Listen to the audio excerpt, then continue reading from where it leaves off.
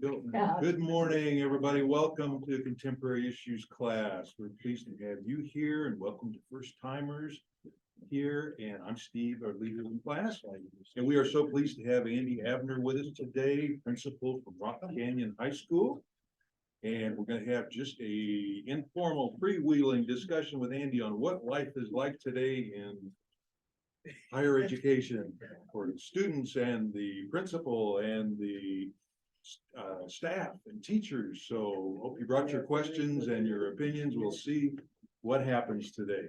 Our first announcements first. Zoomers, please mute yourself on the lower left corner of your screen so we can keep the background noise down. Nice to have you all here too. And we are recording this for future playback for those who cannot be here today and want to watch it later. And please be kind to our speaker today. Otherwise, you might be sent to the principal's office. And some of us remember a time when that was not a good thing. Get paddled if you got to the principal's office. I'll ask Andy if that happens anymore too. Okay, other announcements. We have a Christmas party, class Christmas party. Vicki, anything to announce about that? The sign-up sheet is going around, and it's from 6 to 8 in the gathering space.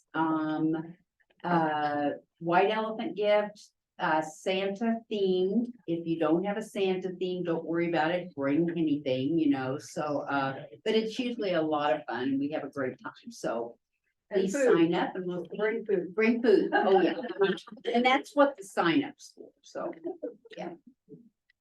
Any other announcements? Welcome Eric back from a trip to Iceland. Wow. And Amsterdam. And he said in Iceland, they said, welcome to the land of the runny noses. Right? No ice, just running noses. Okay. Good time of year to go. Saw the northern lights. The Northern Lights. Cool. Anybody else been traveling? We're here a couple days. Yeah. The other good traveling going on? I didn't. Anybody go on to the New York choir trip? Yeah, It was here. Oh, how was that, Linda? it was wonderful. Wonderful. Yeah. St. Andrew Choir. Mhm. Well, you sounded wonderful. We sang at Radio City Music Hall before the Well, broadcast. I didn't do that because my two daughters were there and we decided we wanted to trot around and go to a show or two and Sure. do things like that. But we sang in Carnegie Hall. That's kind of a big deal. Very neat. Oh, yeah. That's great. One other thing about the Christmas party, we are collecting wool socks. So if you have some or pick some up, well, there'll be a container for us to put wool socks in for the homeless. So, Okay. Okay, let me do a little biographical introduction of Andy Abner. Been with the Douglas County School District 21 years. You look too young to be. Thank you. 21 years. I hope to keep that going. That's right. And you were a teacher for 4 years in the Neuqua Valley High School. Valley High School. Where is that? Where was that? That's in Naperville, Illinois, suburb of Chicago. Okay, you're from Chicago. From Chicago. Yep. Project area. I taught vocational education. So at the time when I was teaching, I taught Cisco computer networking and A+ computer repair. But given that that was now almost 26 years ago that I was teaching that. Networking still involved wires. It didn't involve Wi-Fi didn't exist. And then the computers didn't look like this. They were still the big computer. See, because I started in the 90s. And so, and then when I moved to Colorado, they didn't have those types of classes here, and I was an industrial technology degree. So I landed at Douglas County High School, and my degree allowed me to teach automotive maintenance, which I learned from my grandfather, and woodworking, which I learned in high school, neither of which I took any formal studies of in college. And so it wasn't long before I realized that someone might lose a finger or a hand or something in woodworking, and I needed an alternative plan. And so that's when I went and got my administration license and degree and all of that stuff. So I have everything. Only one injury over those years, but it was great. It was a lot of fun. And he got his master's at University of Phoenix and Bachelor of Science in Industrial Technology at Illinois State University. And I want to read to you one recommendation that's on Andy's LinkedIn Oh, boy. website from a parent named Dennis. He says, Andy is one of those very special principals you always hope your children will have in high school. He gets to know every student. He regularly comes to the sports activities, brings his own teenagers, and constantly interacts with the students watching the games. He knows their names, what they like to do. And when you send Andy a question by email, you won't get an answer the next day. You'll get it the day that you send the email. So I That's a thought high that was, expectation. I don't know that that always happens. but that was such a nice recommendation. I wanted to share that. Okay, with that, we're going to show a little slideshow, and Andy's going to tell us about what life is like as a principal, and then we'll jump right into questions and comments. I really want to make sure you guys have time for any questions that you might have for me. So I put together a little slideshow. I'm going to try to go through this briefly. Sometimes I talk a little too much, so I'm going to try to move quickly. And I'm happy to take any questions and answer anything and share any details about the job, the school, what it's like. But just real quick, you know, from my bio that Steve mentioned, this is my 27th year in public education. My wife and I met as first-year teachers at Neuqua Valley in Naperville. Taught there a few years, and then we moved here to Colorado because our parents had been relocated here. And you know, we love Chicago and it's a great place to visit, but we really love Colorado.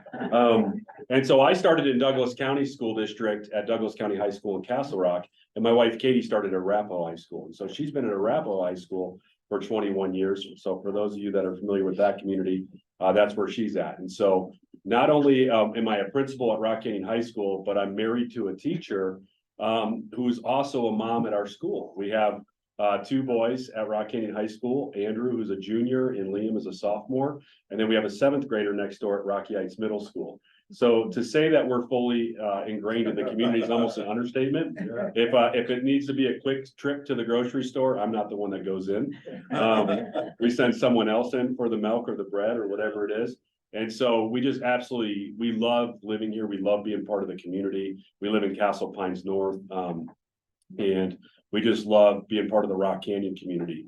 We just, for an example, Friday night, we're part of the Mountain Vista Rock Canyon tip-off tournament, and we were at Rock Canyon Friday night watching the Jags play basketball. And last night, Vista and Canyon squared off for the championship at Mountain Vista High School. And so we were there last night. So we spent a lot of time at the schools and in the school buildings, and we spend a fair amount of time at Arapahoe High School with my wife's commitment as well. So I put these together, you know, the principalship as I have lived it.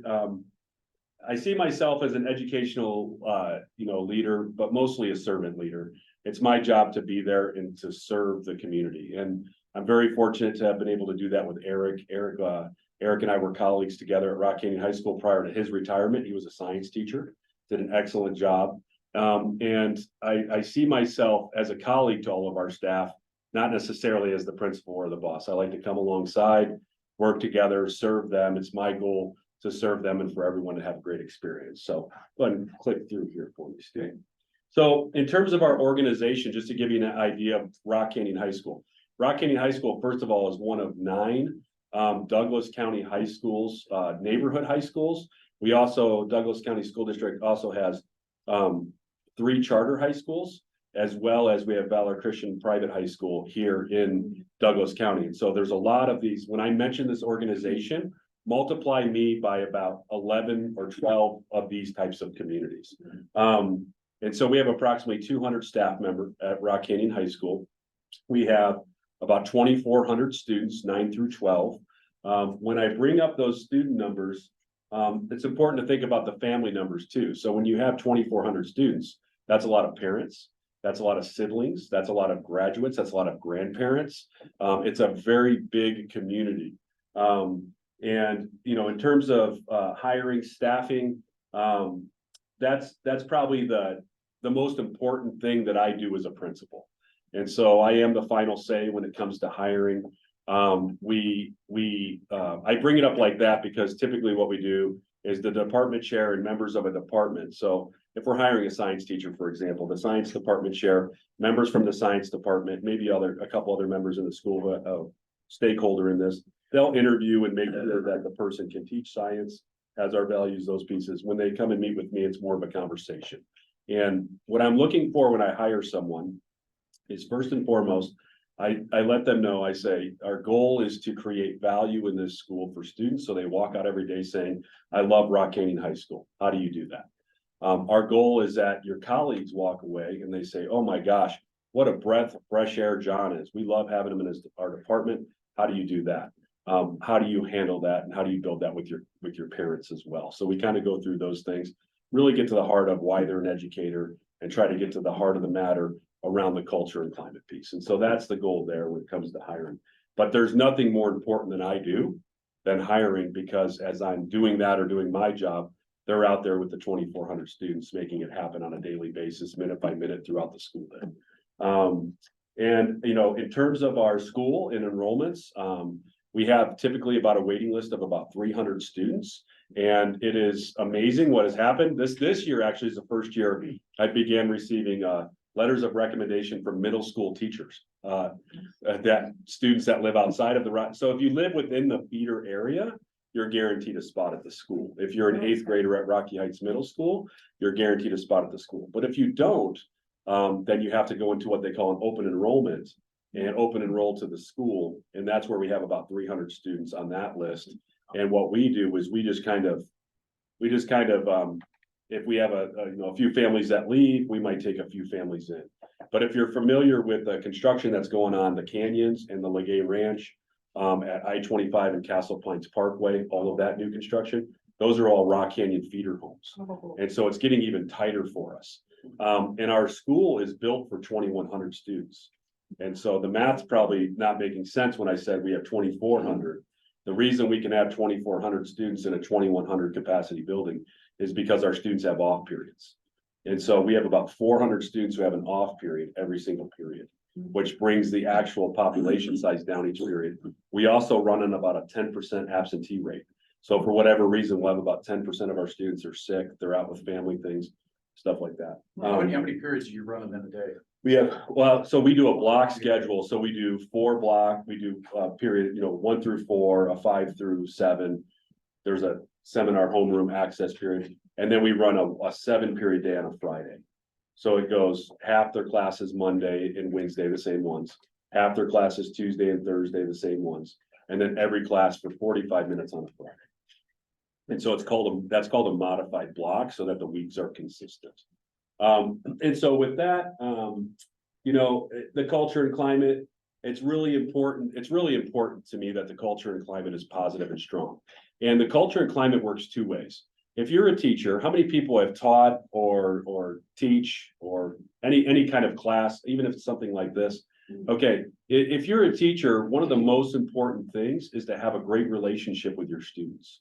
All right, if you know teenagers, have raised teenagers or been around adolescents, then you know what they will do for someone that they love and what they will do for someone that they don't care for. Right? They will go to the ends of the earth and exceed even their own expectations of what they can accomplish if they love that person. And love's a strong word, and it's a word we have to be careful with too. But it's, if they love that teacher and they love going to that class and that class means so much to them, they'll go above and beyond. If it's the opposite, they're going to do what?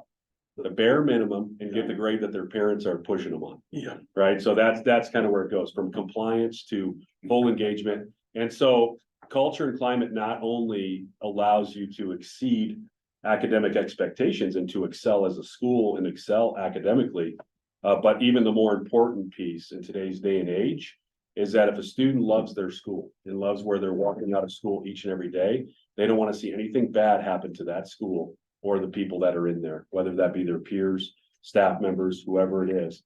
And so you guys see it in the news every day, just like I do, greatest fear of what has happened at so many of our schools.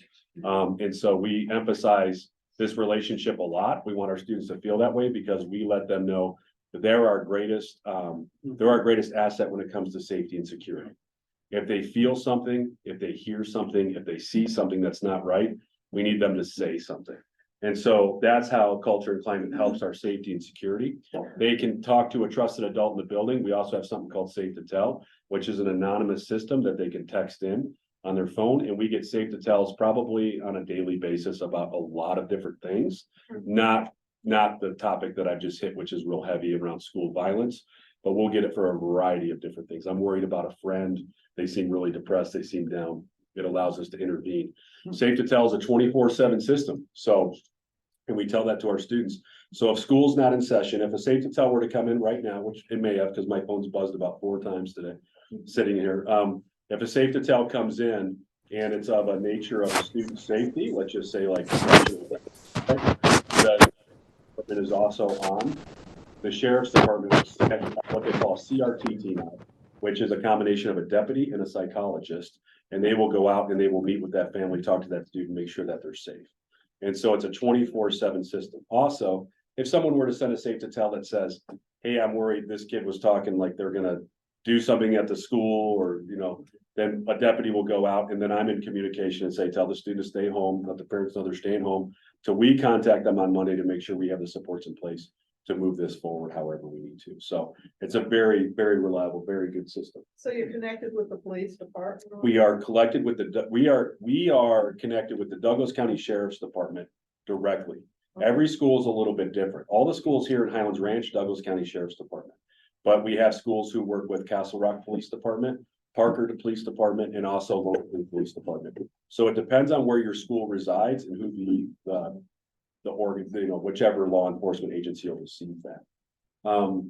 In terms of decision-making at Rock Canyon High School, there's very little individual decision-making that I do. Where I jump in and just really come in with a strong individual decision will be if it's a safety and security matter. If we're putting our school in lockdown, if we're evacuating, if we need to send communication home about something of a very serious or critical or, concerning nature, then I'm all over that stuff. Also, I make final decisions as it pertains to appeals that parents and students might have, as, we talk about our 3 A's, our academics, our activities, and our athletics. And as you might imagine, with 2,400 students, there are conflicts that arise that need to be dealt with and decided upon. And so I'll do those.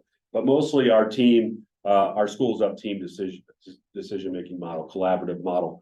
I don't consider Rock Canyon, I never have considered Rock Canyon to be my school. It's our school, and number one, it's our student school first. And it's the students that need to really take ownership and leadership of their school. And then from there, we have all of our different organizations and groups who help us make the decisions and what's best for students as we move forward. So I have an administration team that consists of 5 assistant principals. They have alphabet responsibilities, meaning their responsibilities for students are broken up by alpha. They have 500 students each, and they work with 2 counselors who have 250 students each. And then there's a mental health professional tied to that, either a psychologist or social worker. And so that's the ratio, and that's like the little mini team, what we call student assistance teams. Outside of that, assistant principals are responsible for a variety of other things: evaluation, supervision of staff, liaisons to departments. They have, testing, standardized testing responsibilities. One's in charge of safety and security. One's in charge of the parking lot. One, the physical building, future projects, budgeting, finance, all that. And then outside of that, we expand out. We have a building leadership team. Building leadership team is all of our department chairs as well as the administrative team. And so whenever there's something that someone wants to do that's new, that's typically into the building leadership team realm. We bring all the department chairs together. We bring all the admin team together. When we meet once a month, we have a standing meeting and people can add agenda items and we will talk in there. It can be like a little bit of a complaint session, like we don't like this, we don't like this. What are we going to do about this? But then it's also, we have this great new idea we want to try out. Well, let's run it in front of all the department chairs, and we keep a focus in there about how will students benefit from this. So that's our focus. It's a student-based focused with all of our decisions. If we're making a decision that is going to negatively impact students, that we need to be very aware of that. From there, we have a professional development planning team. So we're responsible for making sure our teachers and our staff are as best as they can be and have all the resources and everything they need to do their job the best that they can. So not only is hiring the best very important to me, but retaining the best and training the best is very important as well. So focusing on that, we have a planning team that does that. I have a school accountability committee that's required by statute in the state of Colorado, but I see it as a very good thing. It's a group of parents who are elected by parents who basically serve on a board. It's my own little internal board of parents. There's also a teacher and an assistant principal that sit there, and students will come as well from student council. And so I give a state of the school once a month to them, let them know where we're at, let them know where our difficulties are, our pinch points, seek feedback from them, talk to them about possible solutions, and then sometimes garner their support for different things that we may need as a school community from our parent. And then student leadership groups. We have a ton of student leadership groups that invite me as well as the rest of the administration team out to meetings all the time. So whether that's student council, which many of you might be familiar with, or another organization, we have 100 student clubs and activities at Rock Canyon High School. And so that's outstanding. And then we have about 27 CHASA sanctioned sports. So, and there's captains and what they call captain and athletic leadership as well.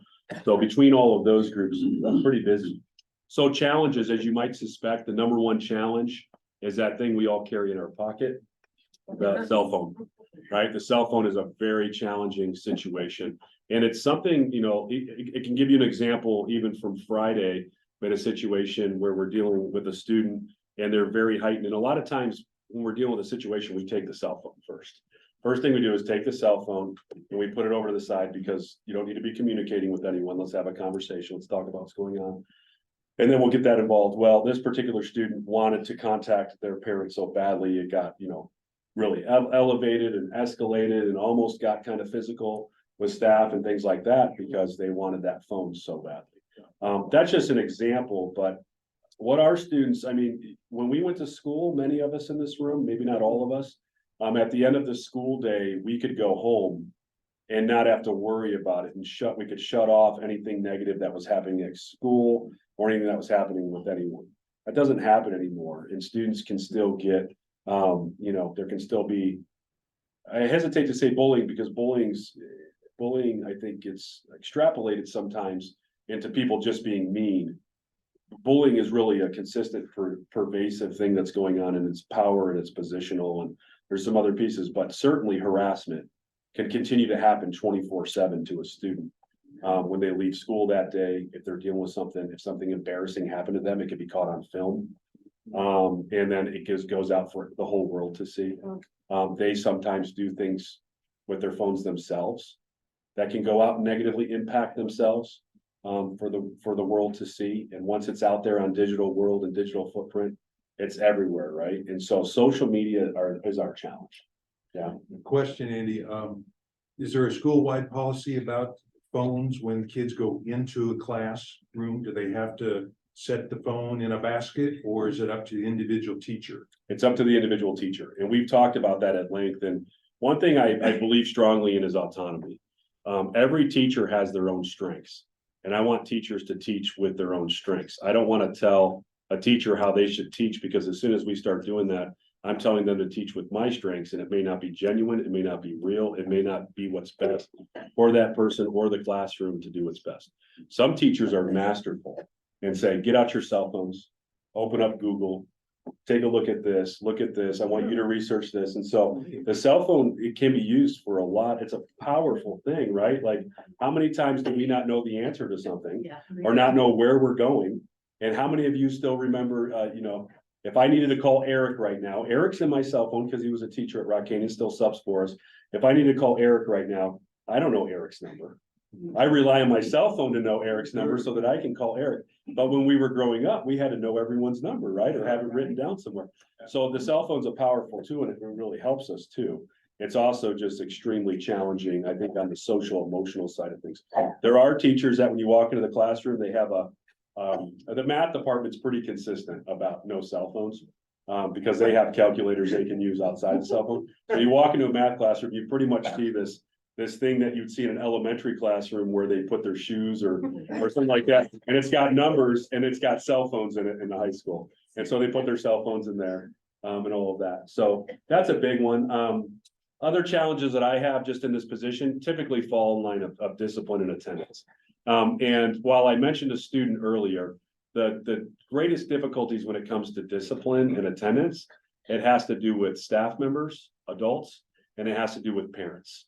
And so when I'm dealing with discipline attendance, we can usually get the student right where we need them to be pretty quickly, do a good job. the whole goal is with discipline and attendance is to change behavior. Right? You want to see a negative behavior cease to exist and start to find some positive behaviors from that while maintaining a positive relationship. So I call that, and what our admin team does is we take kind of a parent approach. Listen, we're going to discipline you. We're going to give you consequences. We're going to hold you accountable because we care about you. And we don't want to see you continue to make this mistake because we know from our life experiences, this isn't going to result in good things for you down the road. And so we try to take that approach of, we're disciplining you because we care about you, just like we all have done. If you have your own kids and, the reason we, might discipline them for, going near the stove is because we know it can hurt them. But that's also where it gets difficult with parents. Because as a parent, the number one most difficult thing I think for a lot of our parents to see is their kids struggling. Their kids having a hard time with something.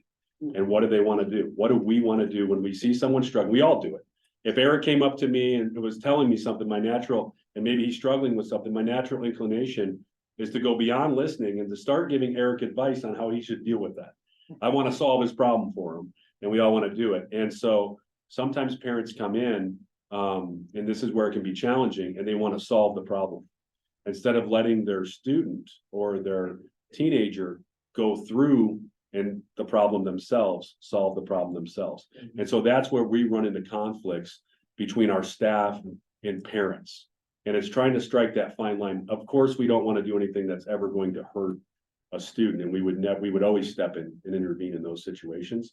But sometimes it's okay to get a B in a class and to recognize that because you didn't follow through on an assignment, study as hard as you could have, or do something, that it could have a negative impact on you. Because ultimately our goal at Rock Canyon High School, at least, speaking for that school, is to raise and to help raise sturdy human beings who can go out and be productive members of our society.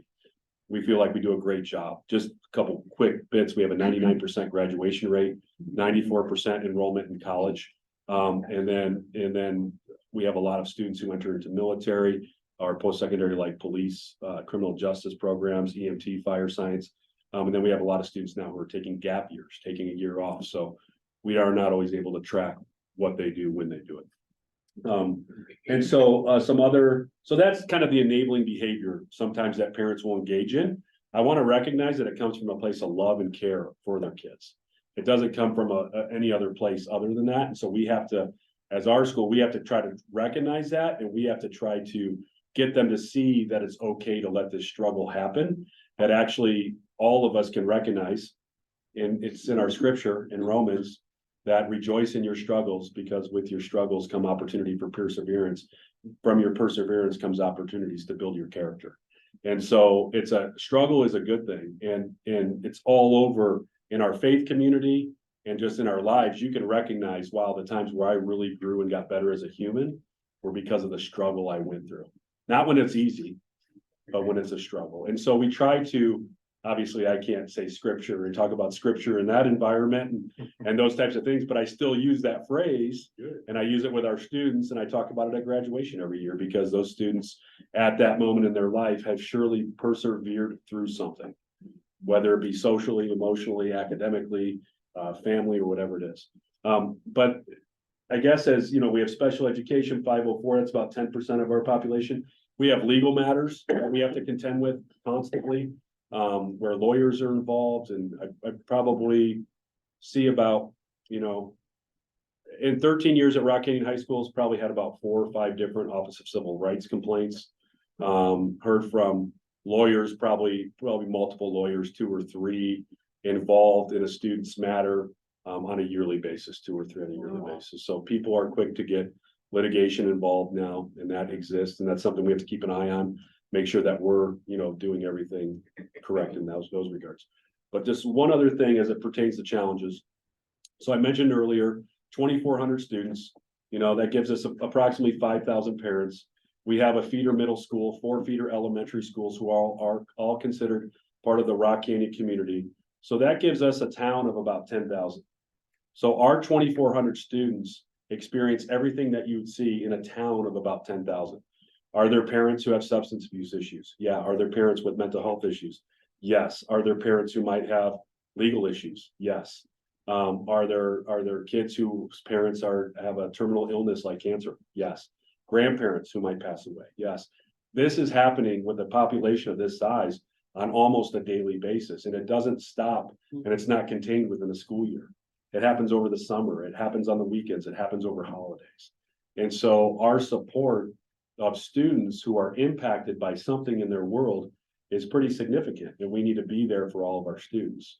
And so that's why the numbers of assistant principals, counselors, mental health professionals, and then working with our teachers to help them understand, hey, this student is going through a really hard time. They just lost a grandparent. Be aware of that. If you see them upset, they need to come down to the counseling office, let us know. A lot of communication like that on a daily basis. And so those are the challenges. I think I captured most of it. So kind of leading through that stuff, one of the most important things we do, you got to maintain a positive attitude. So I'm in the hallways every morning. It's a great day to be a JAG. That means it's a great day to be you. So just be you, just be awesome. Have a great day, setting that positive mindset forward, just like your favorite barista does for you. And you're like, I love that person. They're always so positive. That's what I and the admin team, that's what we try to do in the morning, is get the positive thing going. Making sure that we, so when we celebrate our values, so we have student of the month program, staff of the month program, community members of the month program. We have honors night around graduation. We celebrate kids at assemblies. So when you celebrate what you value, you perpetuate that. You get more of it, right? Like you really praise your kid for doing a great job or reward them somehow. You're going to get more of that. And so that's what we're trying to do. We're trying to celebrate our values. We have a growth mindset. It's not, oh, these kids these days, parents, we can't do anything. We're just stuck. No, we have a growth mindset. What can we do? We need to keep trying. We need to continue to come up with ideas. We need to coordinate with our community members to find out how we can do better in these ways. Work with those groups, those leadership groups I talked about earlier. We talk about respect every day, all the time. That regardless of what is going on and how difficult it might be, everyone deserves to be treated with respect. Regardless of your feelings of the situation, that doesn't warrant you treating someone disrespectfully. Just because they have a different opinion or a different idea than you do, you still need to keep that respect. We talk about the platinum rule. So everyone's familiar with the golden rule, right? Treat others as you would like to be treated. So we take that one step further to the platinum rule. Treat others as they would like to be treated. So trying to put yourself in their position a little bit more, because sometimes they don't want to be treated like we want to be treated, right? They want to be treated differently. And so keeping that in mind, all of our decisions grounded in what's best for students, how will it benefit our students? Collaboration is the key, and who does the decision most impact to make sure that they're part of that decision and part of what we're doing to get them on board with that. Who do I have next? Oh yeah, so Steve had said kind of like what a typical day is. There's no typical days. Like I said before, the phone might go off. I might have something coming in at 5 a.m. or something like that. That's going to change the scope of the day. There's situations where things are real serious, where we put out a phone tree to all of our staff and we're having a stand-up meeting at the beginning of that day. And I've got to come in front of staff and share usually a stand-up meeting is not a good thing. It's difficult news. It's something bad that has happened. And so, for example, a stand-up meeting I've had this year regarding a former employee who was arrested, and knowing that might hit the news, and that I wanted our staff to know first before they saw it on 9 News, and what was going on and where we were with that and the impact in our community. And in this situation, luckily, it was no impact to our school. It's something external. And so those types of situations or any major illness or sickness or death, particularly among students, staff, the immediate community, we'll do stand-up meetings for them. So there's no typical days. Problems arise in the building. So we had some seniors one year who decided to pull a fast one, a prank, and they bought that foam at Home Depot and they put it in all the door jams, and we couldn't get the school open. And then when we got the school open, the doors in the school wouldn't work. Well, we have laws that we have to abide by in terms of exiting a building, right? Like students have to be able to exit, and then you got security of being able to lock doors. They didn't know that they were doing as much damage as they did, but we almost had to cancel school that day. I'm up there at 5 a.m. in my sweatsuit still, not even ready for school, and I'm cutting foam out of doors and trying to get doors open, and every staff member that comes in, we're giving them a knife and telling them to go check doors and stuff like this. So I mean, problems arise. I mean, you're dealing with teenagers and things like that. And then you're also dealing with all the mechanical systems of the school. So a boiler goes out, a heater goes out, you got a frozen pipe, and now you've got a flood in the building. How long's your typical day? I started about, at the building, I started about 6:30. And then what I typically do is go home at about 3:30, and then usually I'm back about 6. And then I'm usually there till about 9 to 10 PM. That's kind of a typical day for me, which actually works out really nice from a family perspective, Yeah. living in the community, and being in the community. Typically those evening events, and at least when my kids were younger, they'd go with me to the evening events. I'm home for dinner. And so we do dinner, we talk about homework, we talk about the day, we can get that stuff underway before I go back. And so it's worked out really well. And Katie being a teacher, like I told you before, I live with a teacher and a Rock Canyon mom. So I get a lot of feedback, and I live with Rock Canyon students. So I get a lot of feedback about things that are usually not the good stuff always, but sometimes Katie's like, you should be at that. You should go to that event. And so at her as a teacher, she encourages me to do those things, which is helpful instead of feeling like you're not home enough. You need to be home more. But we know where the high seasons and the low seasons are, and we take advantage of a lot of time together during the off times. And I'm off when my kids are off, and we're typically off together. So those are really valuable and good quality time. But yeah, so also, staff problems arise, student problems arise, parent problems arise.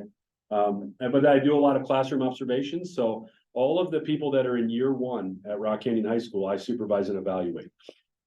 I do that to build a relationship so that over the 13 years, I've developed great relationships because not only have I hired a lot of these people, but I've also supervised and evaluated them and building a relationship over a year. I know a lot of things about them, their personal lives, their hobbies, their interests. And so that helps create that culture and climate where people love to come to work and hopefully do a better job. Forbes can tell you all the reasons for that. I'm in and out of a lot of different meetings, both in the building and outside the building. The district pulls me out probably about 1.5 days a week on average. I'm out at district type of meetings, where they pull us out to do things. I do a lot of supervision. And that can also be seen as I attend a lot of events. But when I'm at an event, I'm ultimately supervising as well. So I just went to the Orient Express, one of our fall plays. We had some kids being, a little goofy in the front row. I had to go address them and talk to them. Sometimes we get the toughest environments, you guys, are athletic events. We get some parents sometimes that are really, really upset, and that's usually not a very fun experience.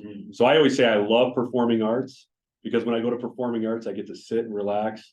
Sometimes I fall asleep in the concert. I get made fun of for that, but it's so relaxing. It's so nice. Our choir sings here on November 12th. It's going to be a great holiday concert. You want to come out, December 12th, 7 p.m. It'll be a great concert, but it's also gonna be a packed house and hard to get a seat, so this morning. Because there's about 200 or so kids involved in our choir. We have, and then a big piece for me is communication. Like, what are we communicating? What are we putting out? Whether it be on social media or through our parent communications or anything that goes out there about our school, I try to keep an eye on, watch, and put a filter on to make sure, that it's good and it has a good message. And then visibility, we talk about a lot of this as a staff, it's not just being visible, but it's being engaged. So it's one thing to be out in a hallway, it's another thing to actually engage and talk to students and ask them how they're doing. You see a kid with their head down, to go up, talk to them, find out what's going on. You see a kid who's happy about something. What are you so excited about? What happened? Did you win something? Because our kids are involved in so much and they do so many different things in their families. So I hope that gives you a little bit of insight into maybe what the job is like, the crazy job of a principal. I do have to say, being in Douglas County and teaching here a couple of years, I was an assistant principal for 8 years at Douglas County High School. And that really helped prepare me to take on the principalship at Rock Canyon High School. 2 very different communities, but ultimately, when you get the kids loaded in the school, kids are kids, and they all have similar stresses, anxieties, differences, and things like that. So coming to their service and helping them it's really a joy. And I'll say that this job is a little bit like a roller coaster, if you haven't picked up on that already. It's got really low lows, really difficult things that you have to go through and deal with. And I always say there's nothing worse than a student death. Going to a student's funeral is like the worst on my list of things that I've had to do as a principal and to try to comfort a family. And then you've got the highest of highs, students, working so hard their entire life, all this stuff, and they get accepted to Harvard. Or they get this scholarship and their family would have never been able to send them to school. Or just even like littler things than that, but you get these, and so the hard part of the job is the emotional swings. I could be really dealing with a really difficult thing, and my assistant says, it's time to go do Jags of the Month.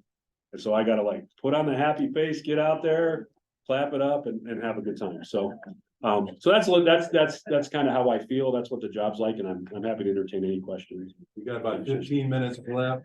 I think Sue had her hand up first. Where is Rock Canyon? It's about 2.5 miles from here. And so, yeah, it's on the corner of MacArthur Ranch Road and Monarch.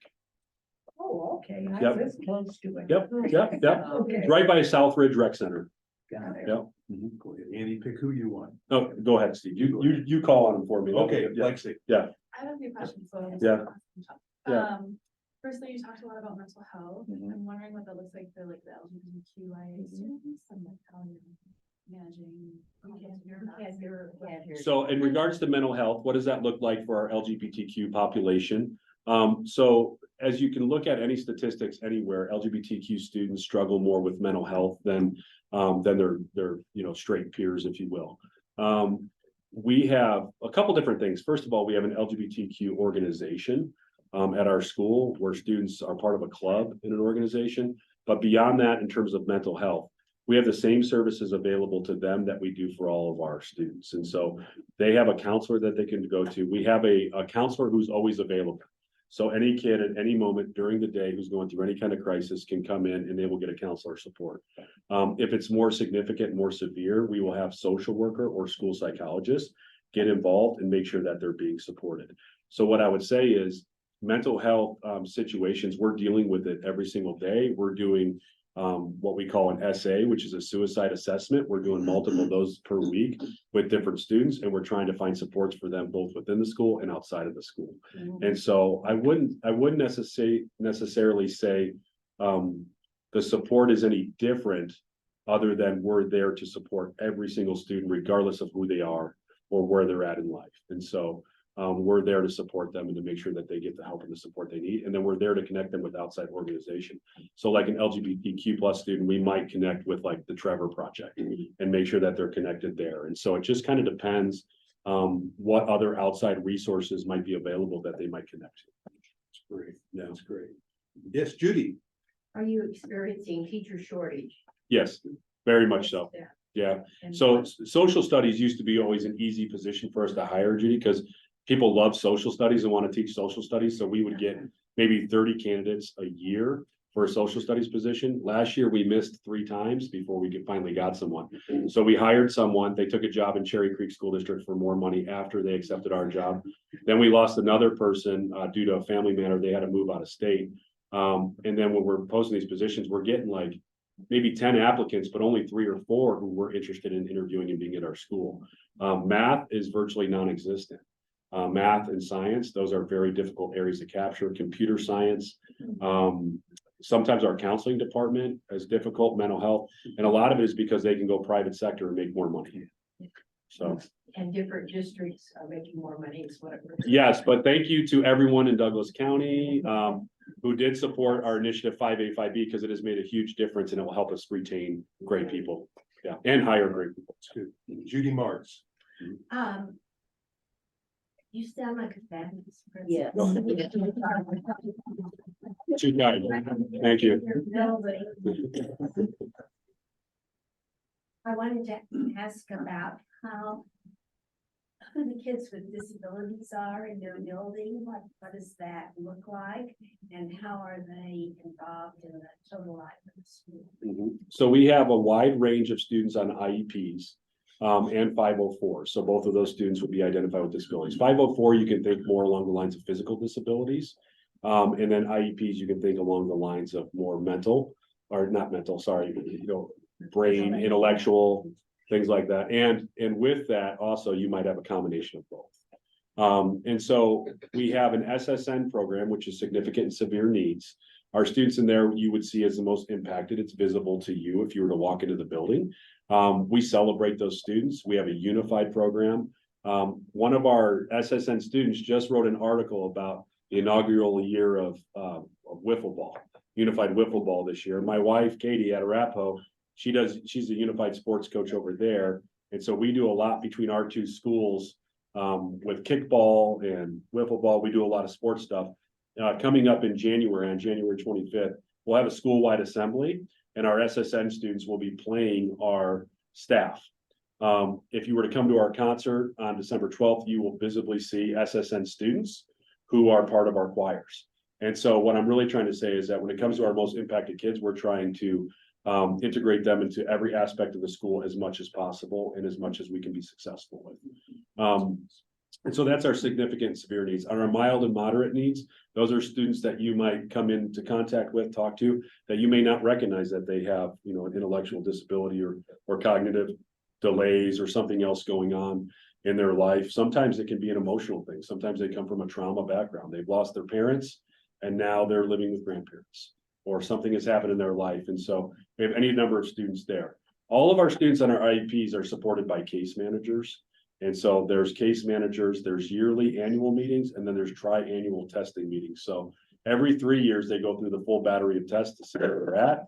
Every year, they go through a review of those tests and a review of how they're doing in school for an annual meeting. So there's those supports. The IEP team consists of their teachers, mental health staff, their case manager, their counselors, and their family. And so that's who those students are. Rock Canyon High School is a very advanced school academically. We deliver about 2,000 AP exams each year. And so for a population of 2,400, that's not only the highest in Douglas County, but it's also one of the highest per student in the state of Colorado.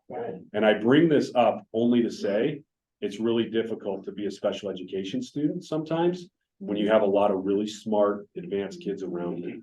And so it's something we talk about, it's something we're mindful of. And how do we make sure students who might have special needs don't feel less than because they're not achieving those things. So when we talk about celebrating what we value, a lot of times we incorporate our special education students just based on how they're doing, their improvement, their success within their world are doing. But we've won the Governor's Distinguished Improvement Award twice. We're one of 4 high schools in the state of Colorado, and we're the only comprehensive high school. So to give you an example, like Bayfield won it, Sirocco, which is South Route County out in the mountains. These are very small communities that have seen significant growth from their students. Our students don't tend to grow very much, but because our special ed populations have done so much better, outperforming a year and a half, we've gotten that award because of them, because of the staff, the parents, the students. That hard work there has led us to get this award. And so we recognize that, we celebrate that, we try to include them. Awesome.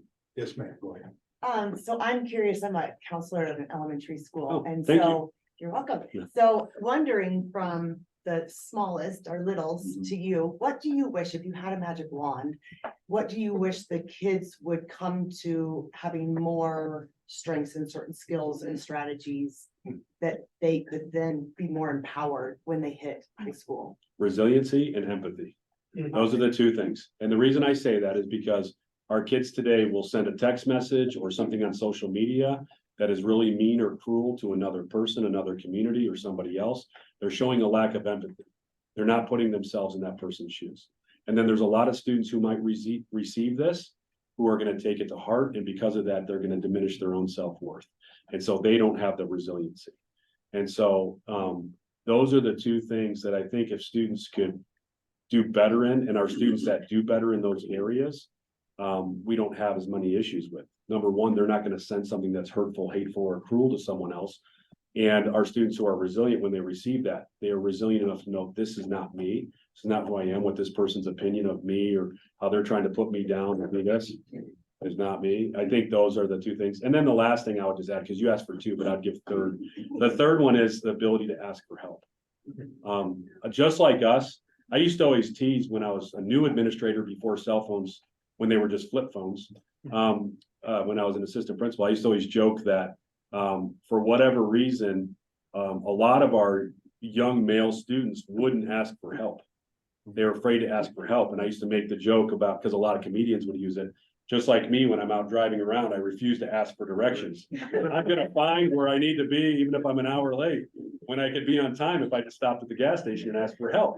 And so particularly with our young male students, there's a real aversion to asking for help. And so a lot of times we have to reach out to a teacher and say, this kid's really struggling in your class. Can you extend an olive branch and invite him in after school during access? Something like that. So those are, I gave you 3 things. Thank you. Yeah. Bill, So with technology, there's a lot of pros and cons, right? You've got TikTok influencing these kids, and then you've got AI coming in. How do you stay ahead of all this stuff with these kids? Because it's an outside influence. It's not the kids communicating, it's stuff that's coming at these kids. How do you stay ahead? That's a great question, Bill. We don't know. I mean, if I'm being honest with you, I don't, we talk about it regularly. We're on top of it. We're actually hosting some AI informative sections of professional development to make sure teachers are aware and understand. There are some components of AI, you guys, that are really interesting that can help in so many different ways, but there's also ones that completely enable behavior. And so luckily there are some AI tools that are coming out that actually pick up on not novel thought or idea, by that genuine and student generated. It's more AI generated. But there's also these programs with advanced placement coursework, for example, just came up last week. There's a program out there now that will give short questions to students, and based on the student's response, it'll actually give them feedback and almost grade that for them. And the teacher doesn't have to do that, and it's in alignment with College Board. And so there's like these AI tools that can be really helpful down the road, but those AI tools are taking all the student answers and building off of that. It's building the program for them. So right now they're free, and eventually they'll cost money. This is just kind of how the world works, I think, with education. So a lot of what our teachers are going to combat AI, and to answer your question, is in class. They kind of flip the instruction a little bit. So instead of writing your essay at home, we're going to write our essay in class today.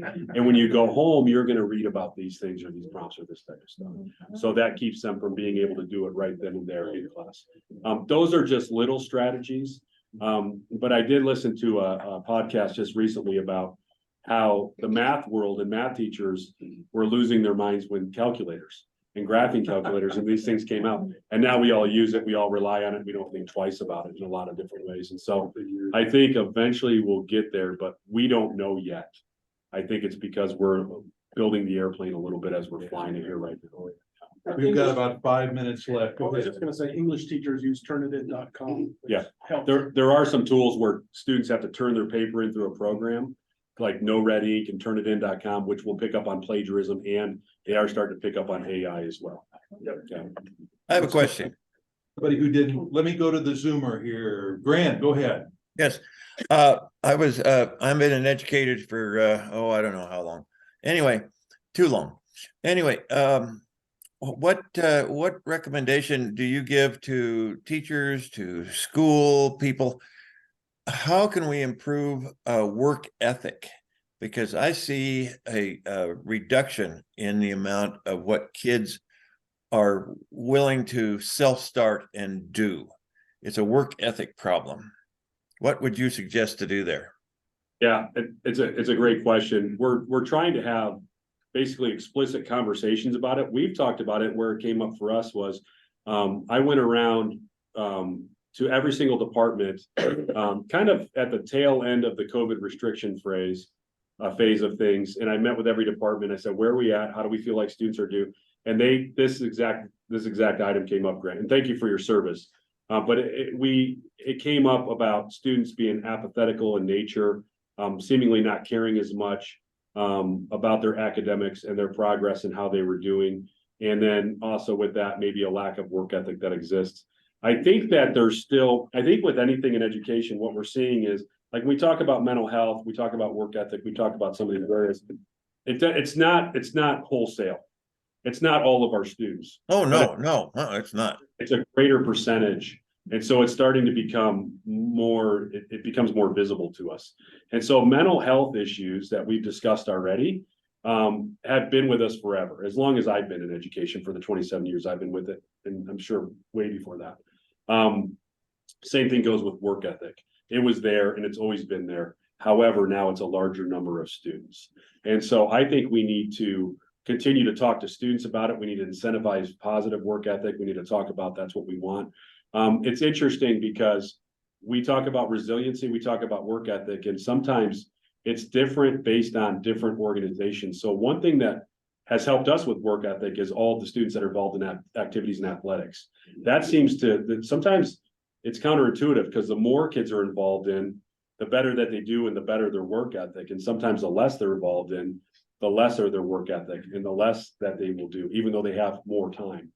And so I think just having conversations and talking about it, I think ultimately at the end of the day, our staff and our communities are probably have to come together because it's not just a school issue, it's a societal issue, I think. I'm seeing it, when I talked about how difficult it is to deal with adults, I'm not just seeing a lack of work ethic and apathetic behavior out of kids. I'm seeing it out of adults. I'm seeing it out of staff members. I'm seeing it out of parents. And so I'm seeing it out of everyone. And so I think it's a greater societal issue. We're about out of time. I wish we'd take every question, but I want to take our former senior pastor, Harvey Mart's question as the last. Go ahead, Harvey. Andy, I would like to enthusiastically echo Judy's affirmation of your leadership. Thank You you. just sound like a model principal and a model educator. I want to thank you for that. Thank you. Yes, there is a teacher shortage. It has been for a while. How do we solve that? First, we pay more equitably, more fairly, more justly. But teachers in America, educators in America do not have the status and the respect that they do in other countries. Amen. I think- And it's getting worse. Yeah, you just hit the nail on the head. Actually, I think salary and compensation, I think is, of course, people have to be able to feed their families and keep up with the demands of, our economics. However, teachers have never been paid an exorbitant amount of money or anything. It's never been a job that anyone does because of the money. It's a job that they do because it's a calling. It's a job that they do because it has a purpose. And the best reward you get as an educator is when a kid gives you a hug and lets you know that you changed their life or thank you for doing something for them. That's more than any paycheck could ever give you. But the disrespect that our educators are getting on a national platform through media outlets, you have one teacher, and it's similar, I think, to law enforcement in some ways. They highlight one misdeed or one bad thing that's going on, and immediately people extrapolate that to be every single teacher is doing this, or every school is doing this. I can't tell you how many times I field calls where it's like, I saw this on news. Are you guys doing this? Are you guys? And it's like, well, if we are, I don't know about it, but but it's the constant, it's this constant battle. And unfortunately, schools have become part of the political wedge, if you will, in our society. And that's the toughest part to deal with, because we're there to serve kids. We're there to prepare the future of our society, and to do that. And so when you have people who no longer want to follow their calling because they don't want to get beat up, they don't want to be seen as a teacher or an educational professional, I think that's what's hurting our teacher shortage more than anything. I think we need to celebrate educators. It's a pillar of our society, just like, the church, the school, and our emergency services. These are pillars in our society that we have to have a healthy community. And so I don't know how we turn that tide. It is interesting. I will tell you, different cultures view education differently. And when I deal with different cultures in my office, it's apparent when I'm dealing with someone who really values and respects education and what we're doing. And it's also apparent when we have someone that doesn't. And the thing that's interesting about that is that directly impacts the success and the abilities of their students to find the success based on their attitudes and how they feel about it. So it's pretty interesting. Very good. I think what you and other educators are doing is holy work. Thank you. Yeah. Yeah. Appreciate that. Well said. We have to wrap up. Please come and ask Andy afterwards, class. He'll be here for a few more minutes. Yeah. Thank you, Andy. Thank you, guys. Appreciate it. Thank you, guys. Thank you, everybody. Bye-bye. Thanks for having me in, guys.